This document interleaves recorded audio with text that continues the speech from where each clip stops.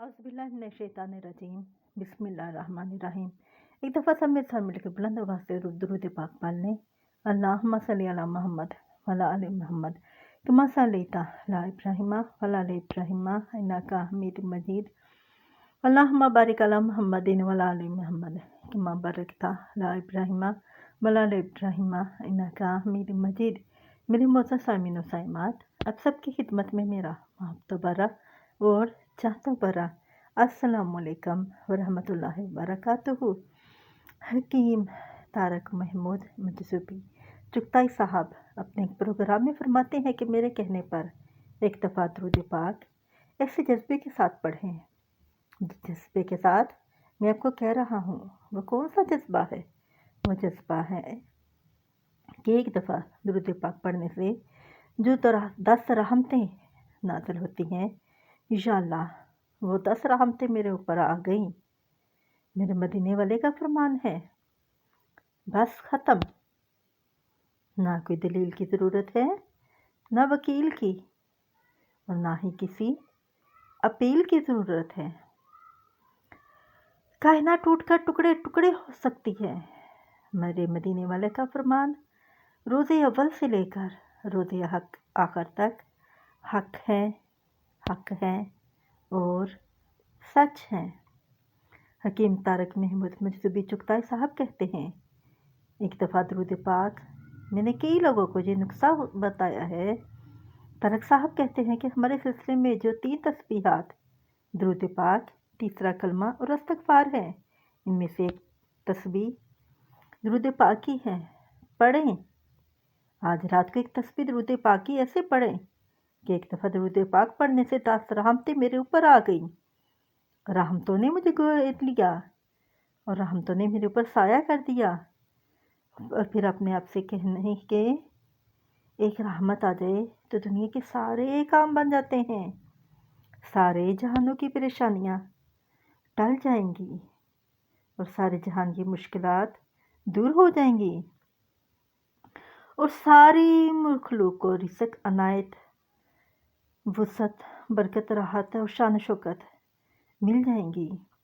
और यहाँ तो 10 रहमतें हैं, और जो तो 100 दफ़ा दुरूद पाक पढ़ेगा उसको कितनी रहमतें मिलेंगी, सोचें। जी हाँ, 1000 रहमतें।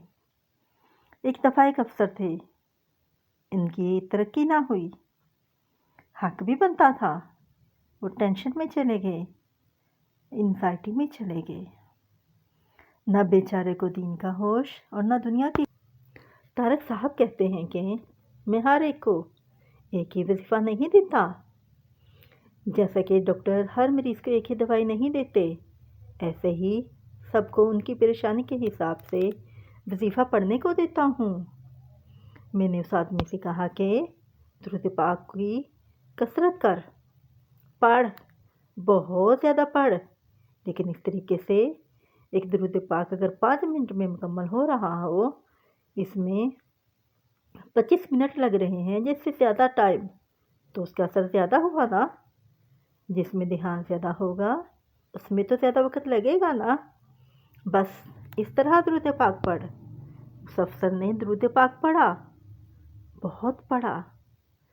बहुत ही ज़्यादा पढ़ा, और उसके मसले चुटकियों में हल हो गए, क्योंकि उसके ऊपर 10 रहमतें आ गई थी। अगर रहमत आएगी तो बीमारी टल जाएगी, रहमत आएगी तो मिर्दे का निज़ाम जो ख़राब है वो ठीक हो जाएगा, रहमत आएगी तो जिगर का निज़ाम जो ख़राब है वो ठीक हो जाएगा। एक बात बताएं, सारे इलाज करने के बाद डॉक्टर आखिर में ये क्यों कहते हैं कि दुआ करें? आखिर क्यों कहते हैं ऐसे? इक़्तिदार भी मिल जाते हैं। मुल्क का बादशाह हाथ में तस्बीह लेकर फिरता है, वो तो मुल्क का वज़ीर आज़म है, मुल्क का सदर है, मुल्क का बादशाह है। फिर क्यों किसी आस्थाने पर किसी बाबे फ़कीर के पास जाकर दुआ करवाने को क्यों कहता है?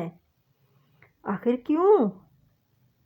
क्योंकि उसे पता है कि कोई एक बंदा ऐसा है, एक मंजिल ऐसी ही है, कोई एक रास्ता ऐसा है کوئی زندگی کا نظام ایسا ہے جس کے بغیر ہمارا گزارا نہیں۔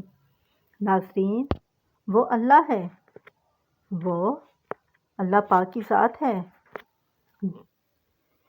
اور وہ بہت کچھ عطا فرماتا ہے، اور نبی کریم صلی اللہ علیہ وآلہ وسلم پر پڑھا جانے والا درود پاک ہے جس میں رحمتوں کا خزانہ، برکتوں کا خزانہ ہے۔ آخر میں میری اللہ تعالیٰ سے دعا ہے کہ وہ ہمیں درود پاک کی دعوت و تبلیغ کرنے والا، پڑھنے والا اور پڑھانے والا، اور اس کی نشر و اشاعت کرنے والا بنائے۔ اللہ تعالیٰ اور حضرت محمد صلی اللہ علیہ وآلہ وسلم میری اس چھوٹی سی کوشش کو قبول و منظور فرمائے اور پسند فرمائے، اور ہماری قیامت تک آنے والی نسلوں کو درود پاک کا سچا عاشق بنائے اور اہل بیت کی سچی محبت عطا فرمائے۔ آمین آمین آمین۔